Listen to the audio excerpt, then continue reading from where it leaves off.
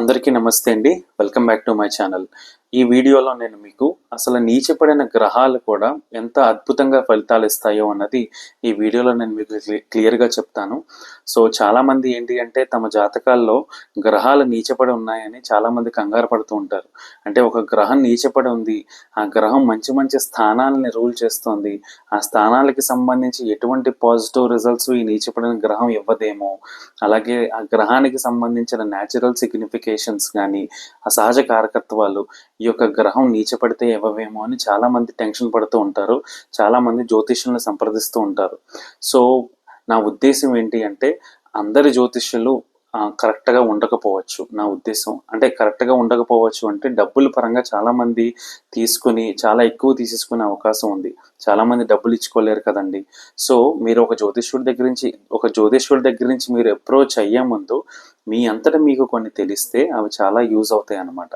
So ఈ వీడియోలో అసలు నీచపడిన ప్లానెట్స్ అంటే డెబిలిటేటెడ్ ప్లానెట్స్ కూడా ఏ రకంగా మంచి రిజల్ట్స్ అనేవి ఇస్తాయి, ఆ రూల్స్ ఏంటి, ఆ నియమాలు అనేవి ఏంటి అన్నది ఈ వీడియోలో క్లియర్గా నేను మీకు చెప్తాను. సో ముందుగా అసలు ఒక ప్లానెట్ డెబిలిటేట్ అయ్యింది అంటే అర్థం ఏంటి అంటే, ఒక ప్లానెట్ నీచపడింది అంటే అర్థం ఏంటి? డెబిలిటేషన్ అంటే బలహీనం, అంటే బలహీనంగా ఉంది, అంటే వీక్గా ఉంది అని అర్థం. ఒక ప్లానెట్ డెబిలిటేట్ అయ్యింది అంటే నీచపడింది అంటే ఆ ప్లానెట్ బలహీనంగా ఉంది. ఆ ప్లానెట్ రూల్ చేసే స్థానాలకి సంబంధించి ఎటువంటి రిజల్ట్స్ అంటే పాజిటివ్ రిజల్ట్స్ ఈ ప్లానెట్ ఇవ్వలేదు, ఎందుకంటే ఈ ప్లానెట్ వీక్గా ఉంది కాబట్టి. అలాగే ఈ ప్లానెట్కి న్యాచురల్ సిగ్నిఫికెన్స్ కూడా కొన్ని ఉంటాయి కదా. అంటే ఫర్ ఎగ్జాంపుల్ గురువు ఉన్నారనుకోండి, ఆయనకి న్యాచురల్ సిగ్నిఫికేషన్స్ కొన్ని ఉంటాయి. ధర్మం అని లేదా గురువులని, అలా చాలా మనకి 1, 2 కాదు, అద్భుతమైన న్యాచురల్ సిగ్నిఫికేషన్స్ ఉంటాయి. గురువు ధనకారకుడు, గురువు సంతానకారకుడు, అలాగే గురువు 11వ స్థానానికి కారకుడు. సో ఈ రకమైన ఫలితాలన్నీ కూడా గురువు నీచపడినప్పుడు వీక్గా ఉండడం వల్ల ఆ యొక్క రిజల్ట్స్ రాకపోవచ్చు. సో అంత మాత్రాన మనకి వీక్గా ఉన్నట్టు కాదు. సో ఆ రూల్స్ అనేవి నేను మీకు ఈ యొక్క వీడియోలో చెప్తాను.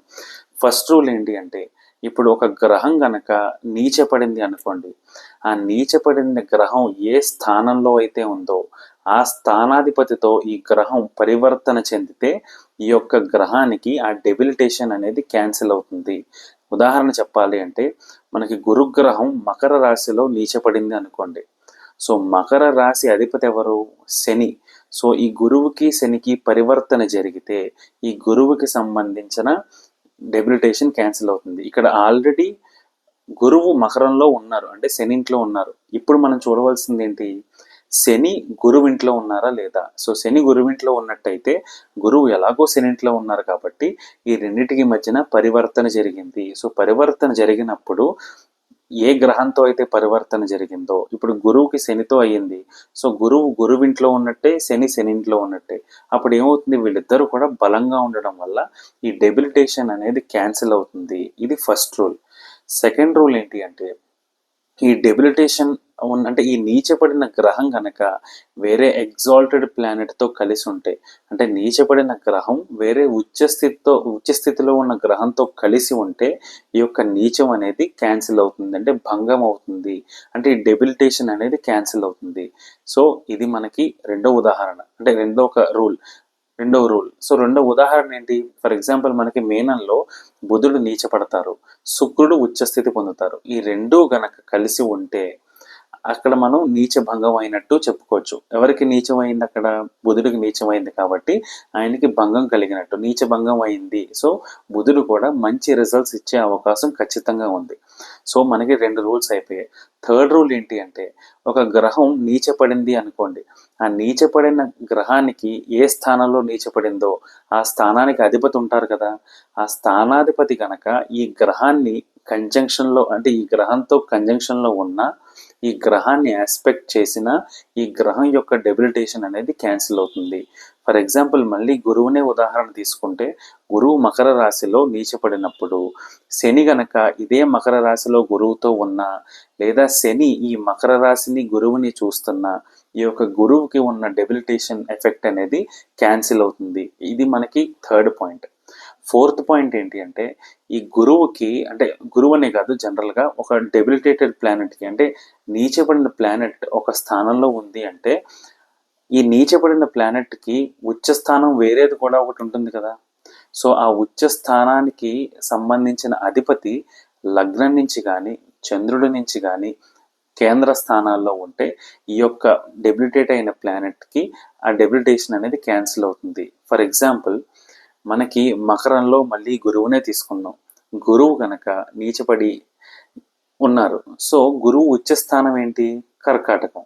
సో గురువు ఇక్కడ నీచపడి ఉన్నా కూడా ఆయన ఉచ్చ స్థానాన్ని మనం చూడాలి. ఆ ఉచ్చ స్థానానికి సంబంధించిన అధిపతిని మనం చూడాలి. ఆ ఉచ్చ స్థానానికి సంబంధించిన అధిపతి ఎవరు? చంద్రుడు. ఆయన గనక లగ్నం నుంచి కానీ మనకి కేంద్ర స్థానాల్లో ఉంటే ఈ గురువుకి డెబిలిటేషన్ ఎఫెక్ట్ అనేది క్యాన్సిల్ అవుతుంది. మళ్ళీ ఇదే రూల్ ఇంకోటి తీసుకుంటే, ఐదో రూల్ తీసుకుంటే ఈ గురువు ఇక్కడ నీచబడ్డారు. సో ఈ గురువుకి ఎగ్జాల్టేషన్ పాయింట్ ఇది కర్కాటకం. సో కర్కాటక స్థానానికి సంబంధించిన గ్రహం చంద్రుడు. సో ఆ చంద్రుడు గనక ఈ గురువుతో ఉన్న ఆ చంద్రుడు గనక ఈ గురువుని చూసినా కూడా ఈ డెబిలిటేషన్ ఎఫెక్ట్ అనేది క్యాన్సిల్ అవుతుంది. ఓకే, అలాగే ఇంకో రూల్ ఏంటి అంటే ఒక డెబిలిటేషన్ అయిన గ్రహం గనక ఒక చోట ఉంటే ఆ డెబిలిటేషన్ గ్రహం యొక్క డిస్పాజిటర్ అంటే ఆ గ్రహం ఎక్కడైతే ఉందో ఆ స్థానానికి సంబంధించిన అధిపతి గనక చంద్రుడి నుంచి కానీ లగ్నం నుంచి కానీ కేంద్ర స్థానాల్లో ఉంటే ఈ నీచబడిన గ్రహం యొక్క డెబిలిటేషన్ ఎఫెక్ట్ అనేది క్యాన్సిల్ అవుతుంది. సో ఇది కూడా ఒక రూల్. అలాగే నేను ఒక చోట చదివాను ఏంటి అంటే ఫర్ ఎగ్జాంపుల్ ఒక డెబిలిటేట్ అయిన ప్లానెట్ అంటే నీచబడిన ప్లానెట్ 6వ స్థానం 8వ స్థానం 12వ స్థానంలో ఉంది అంటే అది కొంచెం ఇబ్బందికరమే. కాకపోతే లగ్నాధిపతి గనక ఎగ్జాల్టెడ్ స్టేట్లో అంటే ఉచ్చ స్థానంలో ఉన్నా లేకపోతే మూల త్రికోణ స్థానంలో ఉన్నా లేకపోతే స్వక్షేత్రంలో ఉన్నా లేదా ఈ లగ్నాధిపతి కనుక లగ్నాన్ని చూస్తున్నా ఇక్కడ ఈ 6, 8 స్థానాల్లో పడిన ప్లానెట్స్ అనేవి ఆ డెబిలిటేషన్ని క్యాన్సిల్ చేసుకుంటాయి. అంటే క్యాన్సిల్ అవుతుంది, ఆ ఎఫెక్ట్ అనేది క్యాన్సిల్ అయిపోతుంది అనమాట. సో ఇదొక రూల్. అలాగే ఇంకో రూల్ ఏంటి అంటే నేను మీకు ఇందాక గ్రహం పరివర్తన చెప్పాను కదా. సో ఏం చెప్పాను? ఒక రాశిలో ఒక గ్రహం గనక డెబిలిటేట్ అయితే అది గనక పరివర్తన చెందితే అని చెప్పాను. ఇక్కడ ఇది కూడా ఒక రకంగా అంతే. ఏంటి అంటే ఈ రూల్ ఒక గ్రహం గనక ఒక రాశిలో నీచపడింది అంటే ఆ రాశికి సంబంధించిన అధిపతి కూడా ఈ గ్రహంతో పరివర్తన చెందితే రెండు ఒకటే, వైస్ వర్సా అనుకోవచ్చు. అలా అయితే ఈ యొక్క డెబిలిటేషన్ ఎఫెక్ట్ అనేది క్యాన్సిల్ అవుతుంది. సో ఈ రకంగా మీరు గుర్తుపెట్టుకోవాలి. అండ్ ఫైనల్గా ఇంకో రూల్ ఏంటి అంటే ఫర్ ఎగ్జాంపుల్ ఒక గ్రహం ఒక చోట డెబిలిటేట్ అయింది అంటే నీచపడింది. సో అదే డెబిలిటేషన్ పొజిషన్లో వేరే గ్రహానికి అది ఉచ్చస్థానం అవ్వచ్చు కదా. అలా అయ్యిందనుకోండి, ఆ ఉచ్చ స్థానానికి సంబంధించిన గ్రహం లగ్నం నుంచి చంద్రుడి నుంచి కేంద్ర స్థానాల్లో ఉంటే ఈ యొక్క డెబిలిటేషన్ ఎఫెక్ట్ క్యాన్సిల్ అవుతుంది. సో మీకు క్లియర్ ఉదాహరణ చెప్తాను. నేనేం చెప్పాను? ఒక గ్రహం నీచపడింది అనుకోండి. ఫర్ ఎగ్జాంపుల్ బుధుడినే నీచపడింది అనుకుందాం. బుధుడు ఎక్కడ నీచపడతారు? మీన రాశిలో నీచపడతారు. అదే మీన రాశి వేరే గ్రహానికి ఉచ్చ స్థానం కదా. ఆ వేరే గ్రహం ఏంటి? శుక్రుడు. సో ఇప్పుడు బుధుడు యొక్క డెబిలిటేషన్ ఎఫెక్ట్ క్యాన్సిల్ అయ్యిందా లేదా అని చూడడం కోసం శుక్రుని మనం చూడాలి. శుక్రుడు గనక చంద్రుడి నుంచి కానీ లగ్నం నుంచి కానీ మనకి కేంద్ర స్థానాల్లో ఉంటే ఈ యొక్క బుధుడి డెబిలిటేషన్ ఎఫెక్ట్ అనేది క్యాన్సిల్ అవుతుంది. సో ఇవి కొన్ని రూల్స్. ఇక్కడ అన్నిటికన్నా ఇంపార్టెంట్ ఏంటి అంటే మనకి లగ్న చక్రంలో గనక ఒక గ్రహం నీచపడితే నవాంశలో అది ఉచ్చపడే అవకాశం అయితే ఉంది. సో ఇప్పుడు ఇక్కడ నీచపడిన నవాంశలో ఉచ్చస్థితి పొందినందుకు అది డెబిలిటేషన్ ఎఫెక్ట్ని క్యాన్సిల్ చేసినట్టే ఖచ్చితంగా. ఎందుకంటే మనకి లగ్నము అంటే శరీరం, నవాంశ అంటే మనకి ఎనర్జీ లాగా అంటే సోల్ లాగా. సో శరీరం ఎలా ఉన్నా కూడా మనకి సోల్ బాగుంది అనుకోండి, ఖచ్చితంగా మనకి మంచి జరిగే అవకాశం ఉంది. అవునా? మనకి చైతన్యం కలుగుతుంది, మనం స్పిరిచువల్గా వెళ్తూ ఉంటాం. మనకి సోల్ అనేది కూడా చాలా ఇంపార్టెంట్. అవునా? అలాగే ఇప్పుడు లగ్నంలో గనక ఈ యొక్క గ్రహం నీచపడిన నవాంశలో ఆ గ్రహం ఉచ్చపడకపోయినా కూడా తన సొంత స్థానంలో ఉంది అంటే ఈ యొక్క డెబిలిటేషన్ ఎఫెక్ట్ అనేది క్యాన్సిల్ చేసే అవకాశం ఉంది. సో లగ్నం నవాంశ కూడా మనకి చాలా ఇంపార్టెంట్. కొంతమందికి డౌట్ రావచ్చు, ఏమండి లగ్నంలో కూడా నీచపడింది, నవాంశలో కూడా నీచపడింది, సో నవాంశలో కూడా ఈ రూల్స్ అప్లై చేసిన తర్వాత క్యాన్సిల్ అయితే క్యాన్సిల్ అయినట్టేనా అంటే ఖచ్చితంగా అయినట్టే. సో అందులో ఎటువంటి ఇబ్బంది లేదు. సో ఇవన్నీ నేను ఎలా చెప్తున్నాను అంటే ఈ రూల్స్ అన్నీ కూడా మీరు టాలీ చేసి చూడాలి. సో ఎంతవరకు ఫర్ ఎగ్జాంపుల్ అన్ని రూల్స్ కనుక మీకు కనెక్ట్ అయ్యాయి అనుకోండి, అంత డీప్గా అంత స్ట్రాంగ్గా మీకు డెబిలిటేషన్ అనేది ఎఫెక్ట్ అనేది క్యాన్సిల్ అయిపోయినట్టు. ఒక నార్మల్గా అయిందనుకోండి, నార్మల్గా క్యాన్సిల్ అయినట్టు. సో ఇవన్నీ కూడా క్యాన్సిల్ అవ్వడానికి సంబంధించిన రూల్సే. సో ఫర్ ఎగ్జాంపుల్ మనం ఒక జాతకాన్ని తీసుకుంటే సెరీనా విలియమ్స్ అని ఉన్నారు. ఆమె మనకి తెలుసు చాలా మందికి. ఆమె ఏంటంటే టెన్నిస్ ప్లేయర్, చాలా వండర్ఫుల్ టెన్నిస్ ప్లేయర్. ఆమెకి లగ్నంలో కుజుడు నీచపడి ఉన్నారు, అలాగే నవాంశలో కుజుడు ఉచ్చ స్థానంలో ఉన్నారు. ఇక్కడ ఏమైంది, లగ్నంలో నీచపడినా కూడా నవాంశలో ఉచ్చస్థితి పొందినందుకు ఆమె కుజుడి దశలో, ఆ కుజుడు 7 సంవత్సరాల దశలో కూడా తనకి తిరుగులేదనమాట. తనకి టెన్నిస్ రంగంలో ఆ టోర్నమెంట్స్లో కానీ ఆమెకు అసలు తిరుగులేదు. ఆమె అన్బీటబుల్గా ఉండి చాలా రికార్డ్స్ని అయితే ఆమె బ్రేక్ చేసింది, చాలా రికార్డ్స్ ఆమె సాధించింది. సో ఇక్కడ మనకి నీచపడింది కదా అని చెప్పేసి మనం బాధపడకూడదు, నవాంశలో ఉచ్చపడచ్చు. అలాగే మనకి ఇక్కడ లగ్నంలో ఉచ్చపడింది కదా అని సంతోషపడకూడదు, ఎందుకంటే అది నవాంశలో నీచపడే అవకాశం కూడా ఉంటుంది. సో ఇవన్నీ మనం చూసుకోవాలి.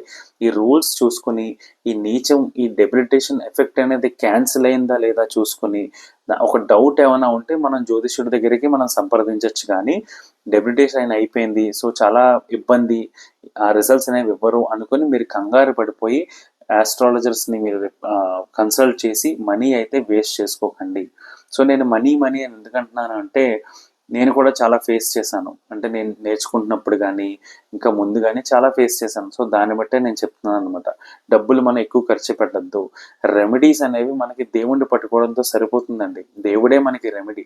మనకి సుప్రభాతంలో కూడా ఉంటుంది, మన నవగ్రహాలు కూడా వెంకటేశ్వర స్వామి పాదాల దగ్గర నుండి సేవ చేస్తాయి.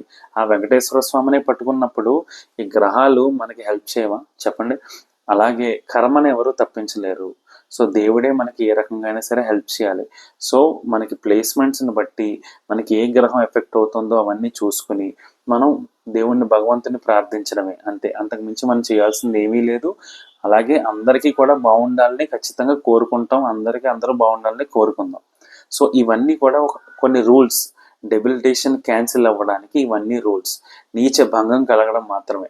నీచభంగ రాజయోగం గురించి మనం డిఫరెంట్ వీడియోలో మనం తెలుసుకుందాం. సో ఈ వీడియో కనుక మీకు నచ్చినట్టయితే దయచేసి లైక్ చేయండి. ఒకవేళ ఎవరైనా వేరే ఆస్ట్రాలజర్స్ నా వీడియోస్ చూసినా కూడా ఒకవేళ ఏమైనా కరెక్ట్ చేయాలనుకుంటే దయచేసి కరెక్ట్ చేయొచ్చు. So you are most welcome. దయచేసి నన్ను కరెక్ట్ చేయండి. అలాగే మీకున్న సందేహాలని నాకు ఈ వీడియోలో కామెంట్ రూపంలో తెలియజేయండి. దయచేసి నా ఛానల్ సబ్స్క్రైబ్ చేసుకోండి. Thank you so much.